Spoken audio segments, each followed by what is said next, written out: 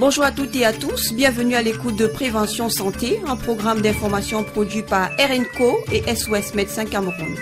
Prévention Santé est un programme citoyen parrainé par le ministère de la Santé publique du Cameroun. Si vous souhaitez être partenaire officiel, contactez wilsonafrique@gmail.com. Ensemble, valorisons la santé.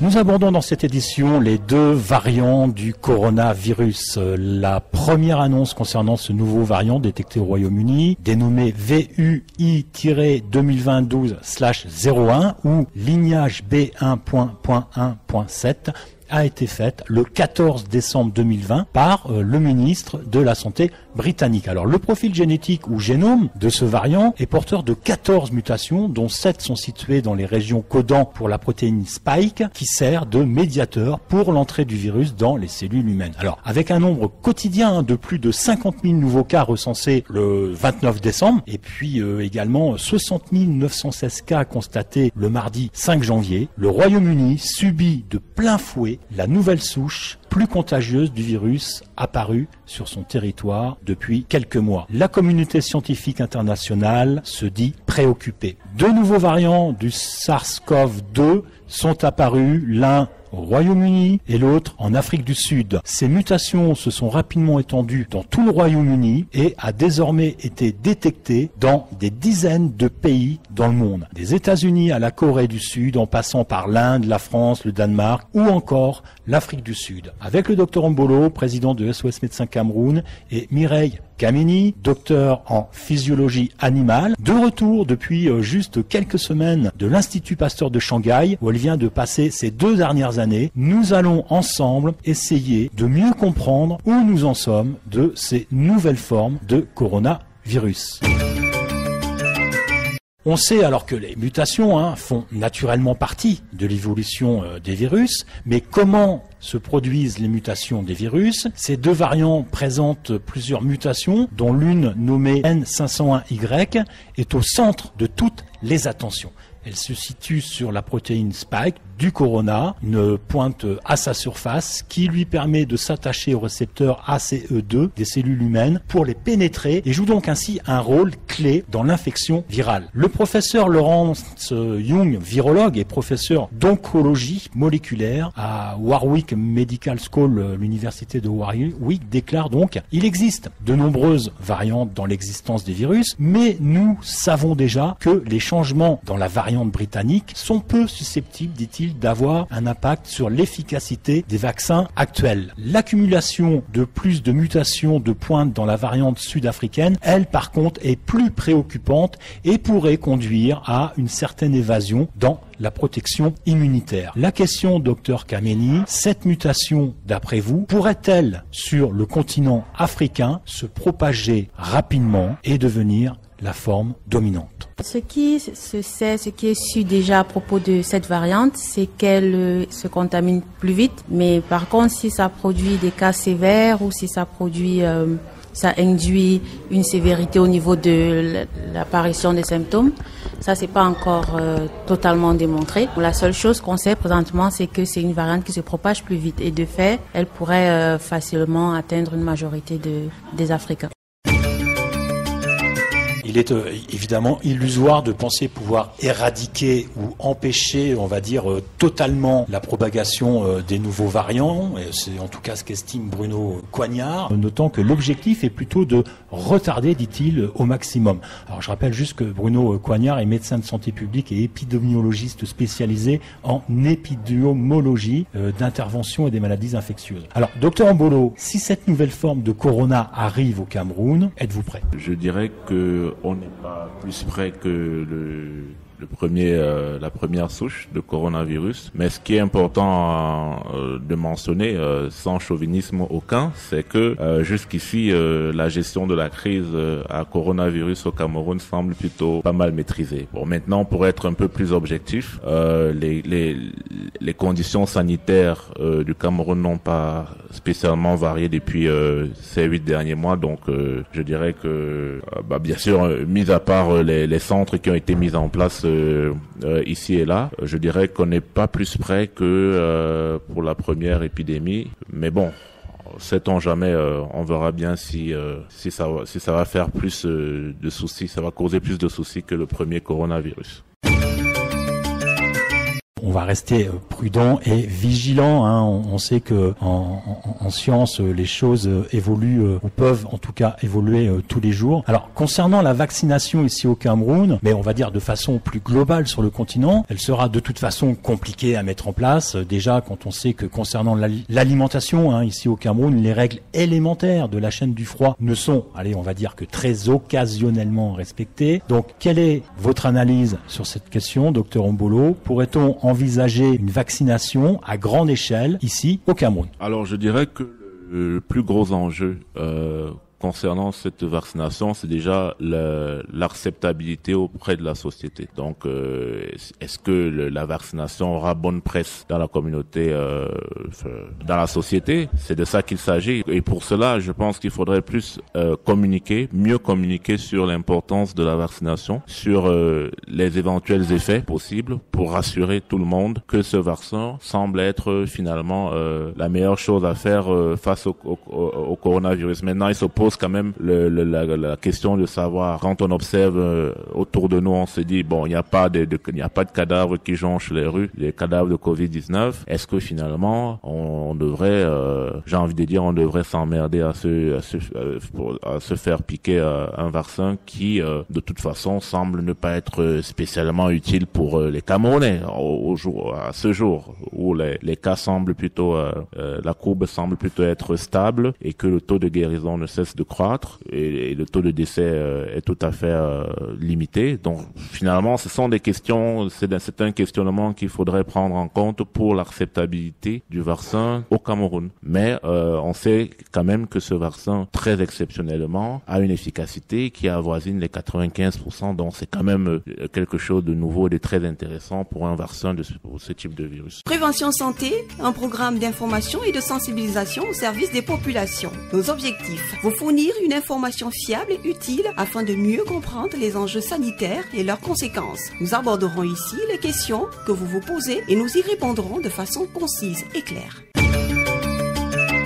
Docteur Kameni, à votre avis, pourquoi cette nouvelle forme peut rendre le virus, on va dire, moins sensible à la réponse immunitaire déclenchée par les vaccins? Quelle est votre analyse à cette question?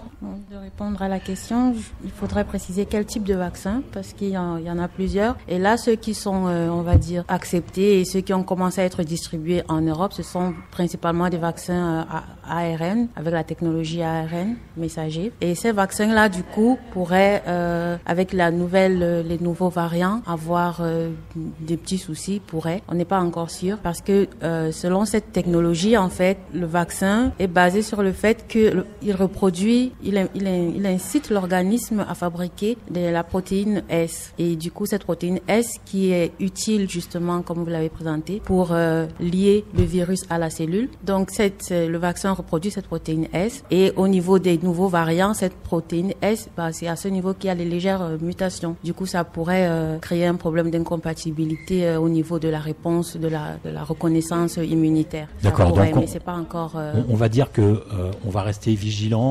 Pour l'instant, oui. il faut être clair aussi avec le public. Ça a été le cas un petit peu au début de la Covid-19. On a dit beaucoup de choses, on a dit tout et son contraire. Donc on va rester vigilant. Aujourd'hui, il est possible qu'il y ait des risques, mais pour l'instant, on ne sait pas trop. Vous êtes d'accord? On peut le dire comme ça? On peut le dire, on le sait pas.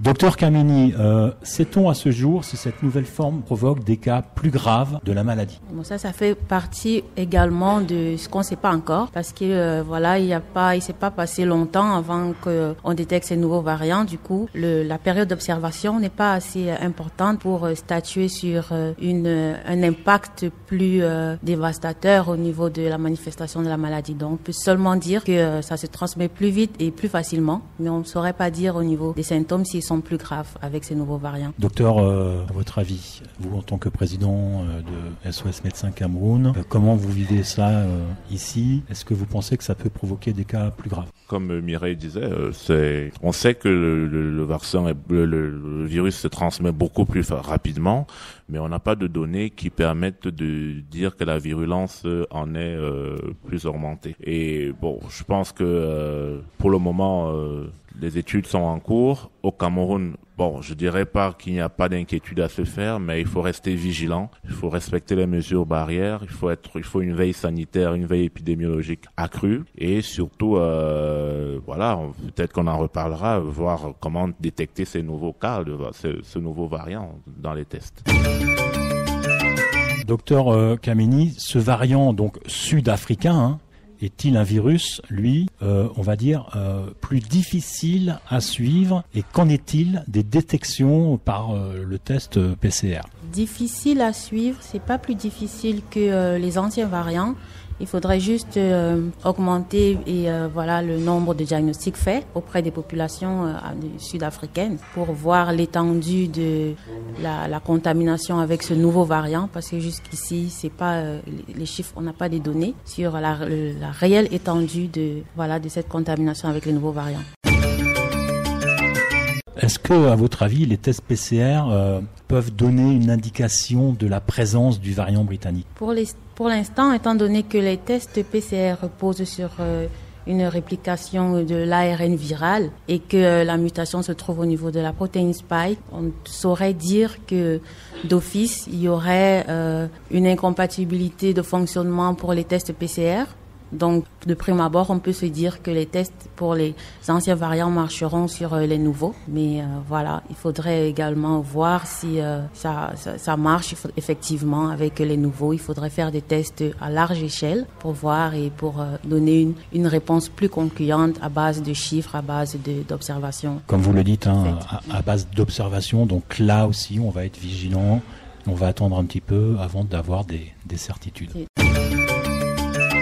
Docteur Mbolo, sans autre jugement, je dirais, il suffit de se promener dans les rues des grandes villes du Cameroun pour se rendre compte que, on va dire, du laxisme des Camerounais en ce qui concerne la Covid-19. Donc, à votre avis, quels moyens avez-vous pour sensibiliser les citoyens efficacement dans les prochains jours, les prochaines semaines? Écoutez, il n'y a pas plus de dispositions à prendre que ça. Il faut juste renforcer les dispositifs qui ont été déjà mis en place. La communication via les réseaux sociaux, la communication digitale, bien sûr, la communication via les médias. Je pense que c'est ce qu'on est en train de faire.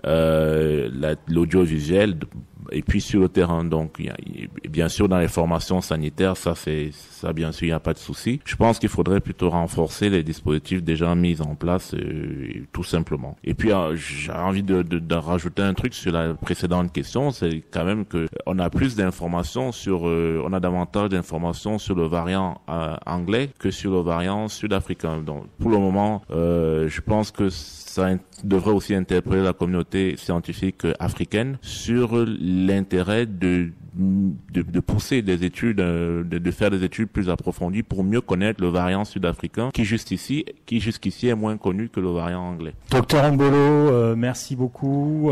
Mireille Kameni, docteur en physiologie animale, merci également d'avoir rejoint Prévention Santé pour nous informer avec le docteur Mbolo concernant donc ces deux nouvelles souches du SARS-CoV-2. Prévention Santé va rester vigilant sur ces questions.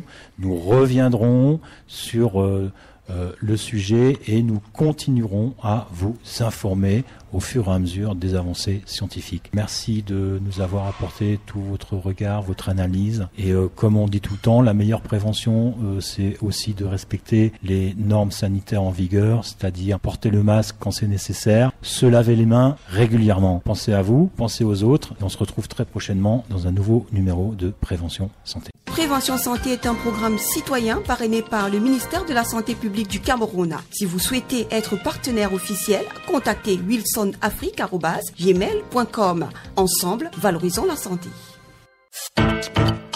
Merci à tous les partenaires qui permettent de faire vivre ce programme et plus particulièrement à l'équipe de SOS Médecins Cameroun et à son président, le Dr Mbolo. Si vous avez des questions à poser concernant notre programme, si vous souhaitez nous proposer des sujets, nous sommes à votre écoute. Envoyez un mail à wilsonafrique@gmail.com et nous répondrons à vos questions dans cette émission.